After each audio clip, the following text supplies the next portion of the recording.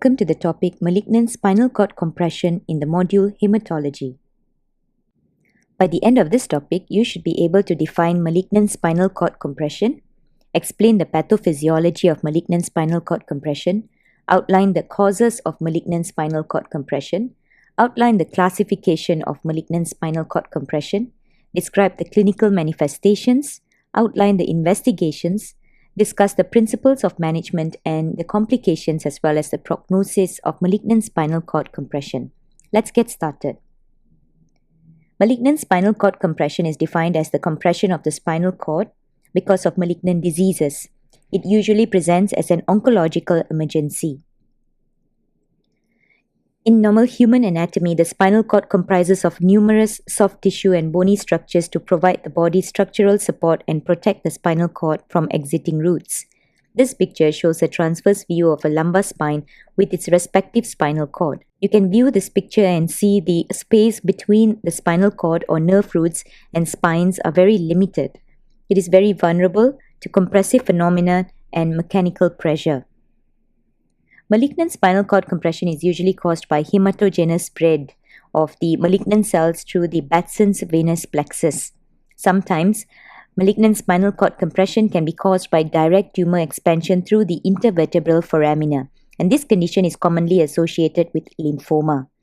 The invading lesions in the spaces between vertebral bones and dura of the thecal cells, which is called epidural spaces, can compress on the thecal sac, spinal cord, or cauda equina.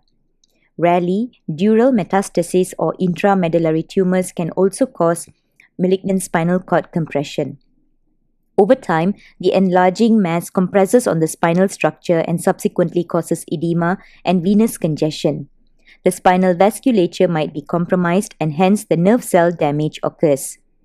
Destruction of the vertebral body can cause compression deformity, and the deformity causes direct compression of the bony fragments of the spinal cord.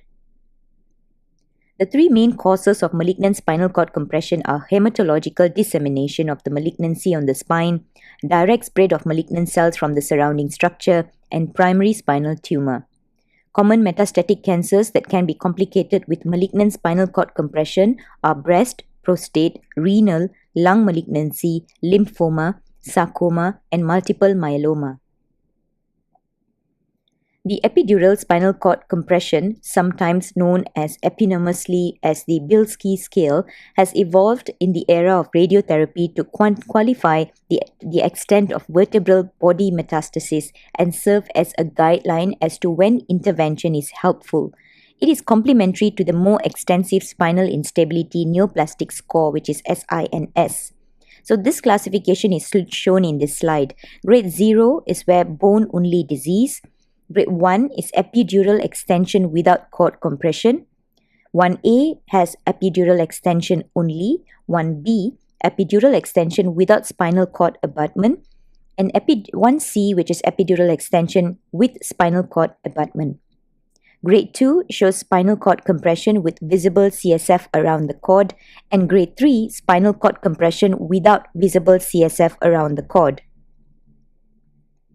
Back pain is usually the first symptom that a patient will complain about. The pain lasts for a prolonged period. It can be localized, spinal pain, or radicular pain which follows the dermatome.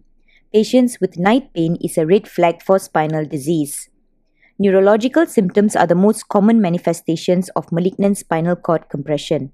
The symptoms can be motor, sensory, or autonomic deficits depending on the level of lesions. Most of the patients with malignant spinal cord compression present with limb weakness which causes difficulty walking. Unilateral or bilateral sensory loss is also a common neurological symptom in patients with spinal cord compression. If the lumbosacral region is involved, bladder and bowel dysfunction may also occur. Patients may complain of bowel or urinary incontinence, retention or constipation. Saddle anesthesia or the loss of perianal touch sensation is associated with cauda equina syndrome.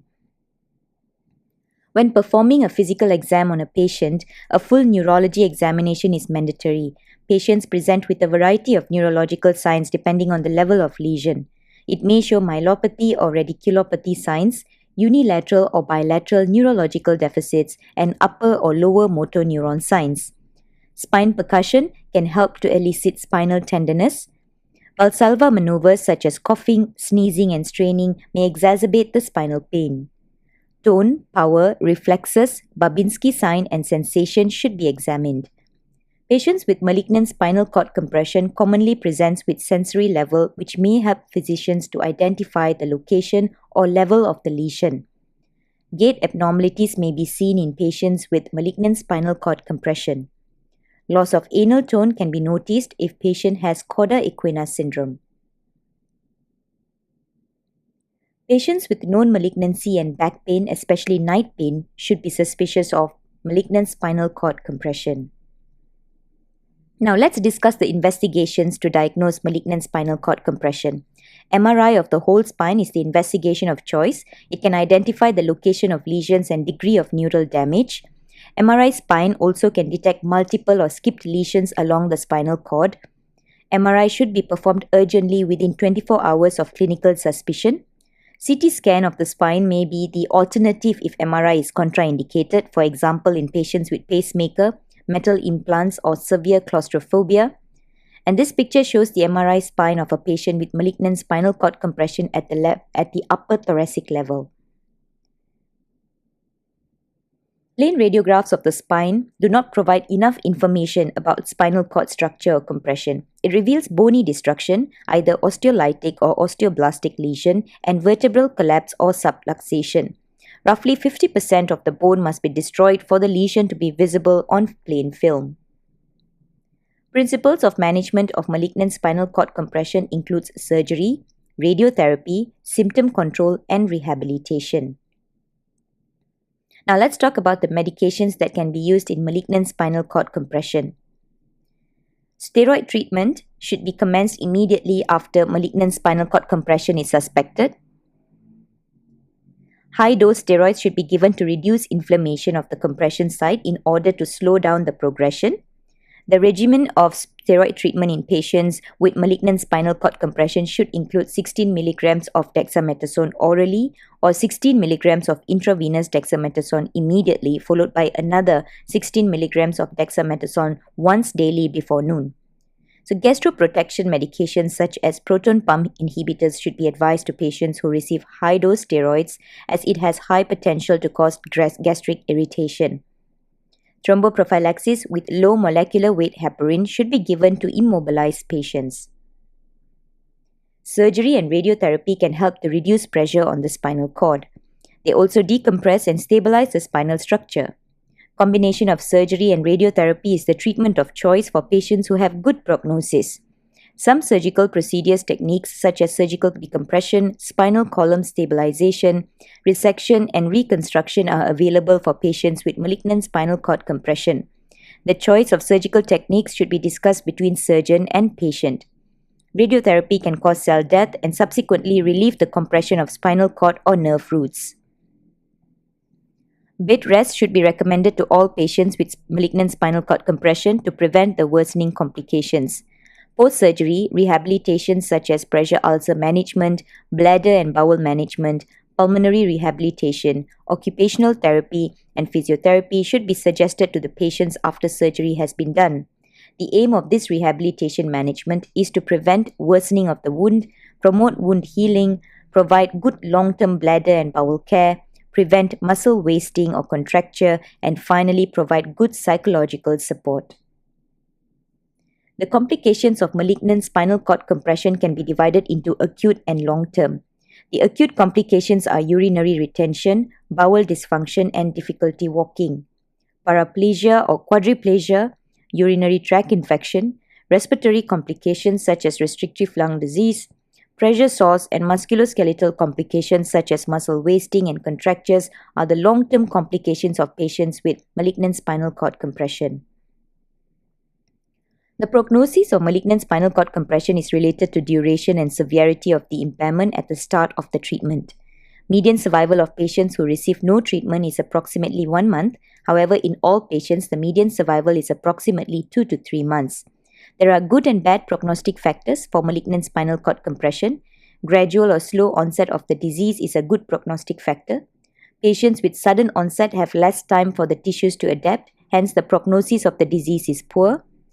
Patients who have longer duration of neurological function loss, particularly more than 48 hours, have poorer prognosis. The associated malignancy is also one of the prognostic factors. Patients with malignant spinal cord compression and lung malignancy tend to have shorter survival compared with those with hematological or prostate malignancy. In summary, malignant spinal cord compression, which usually presents as an oncological emergency, is defined as the compression of the spinal cord and/or cauda equina because of malignant diseases, hematological spread of malignant cells, or direct expansion of the tumor can cause compression, which subsequently causes edema and venous congestion. Nerve damage such as nerve demyelination or nerve infarction can occur.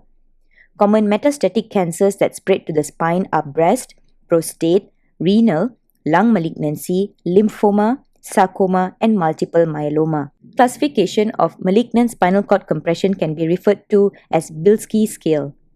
Back pain is commonly the first symptom complained by the patient. Patient presents with various types of neurological manifestations depending on the level of lesion.